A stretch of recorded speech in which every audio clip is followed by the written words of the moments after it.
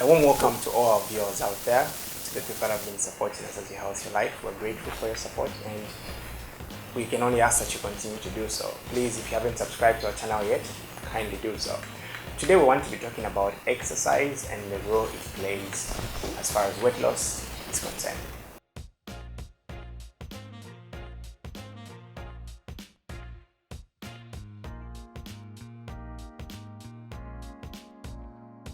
So exercise. Most people don't fully understand what it means to exercise.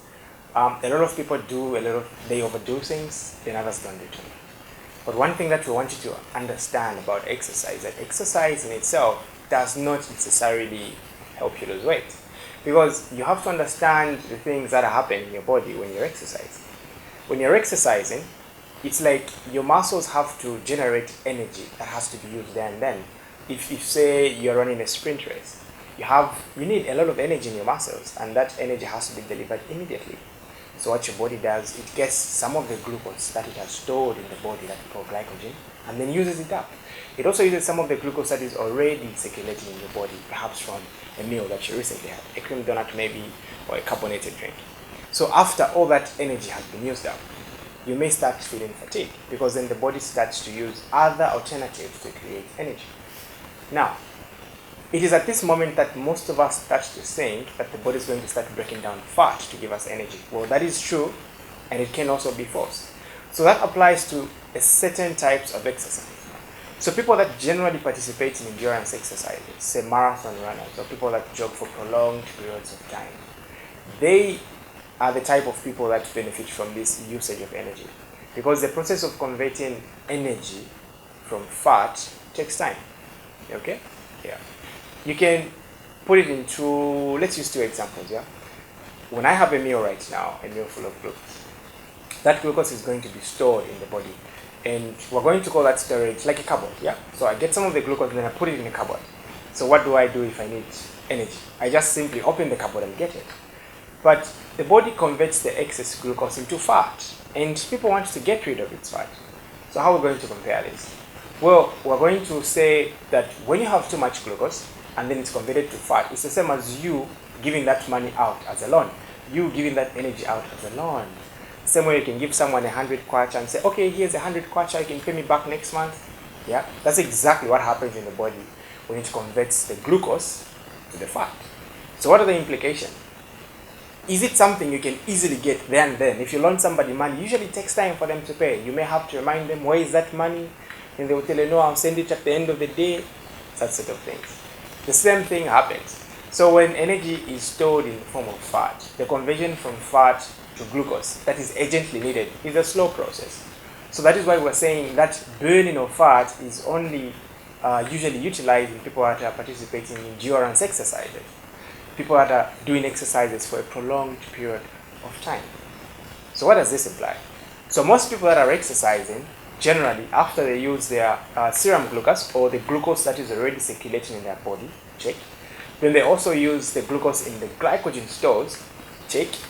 They may start getting fatigued, because then the body starts using alternative sources of energy through a whole different process that in science we call anaerobic respiration. It brings about accumulation of acid in your muscles, then it starts to make you feel fatigued. Then eventually you stop exercising.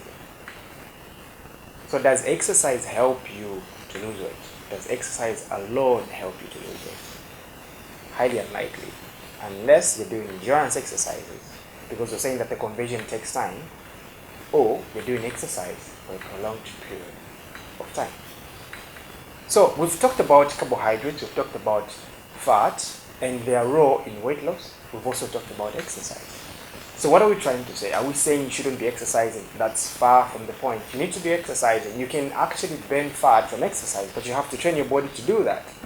So what we're trying to do, or what we're trying to say collectively, is that you need to understand how carbohydrates are going to contribute to you losing weight, how the fats themselves are going to contribute to you losing weight, and how exercise is going to contribute to you losing weight. And the three have to work together. For example, if I go out and I have a jog, yeah, I burn my glucose, then I use the glucose that was stored, and perhaps I even use some of the fat that was stored, and then it's slowly converted to glucose, and I use it up, yeah? And then I go home, and I have a meal that is rich in sugar. What have I done? Nothing, because I've simply replaced the sugar that I burned. So as a result, you have people going through vicious cycles. People try so hard to exercise so they can lose weight, but what they don't understand is that each time they exercise, they have an increased craving of carbohydrates, and then they feast on them. So it just becomes a vicious cycle of bad food and exercise and bad food and exercise. And then at the end of the day, you're going to see that the exercise thing doesn't work. So what are we trying to say? Watch your food, watch your exercise. The two have to work together. Yeah. So if you need a guide on how you can go about the carbohydrates, a guide on how you can go about the fats, we already have videos. You can look them up on our YouTube. You can find them and see how you can apply those in your life.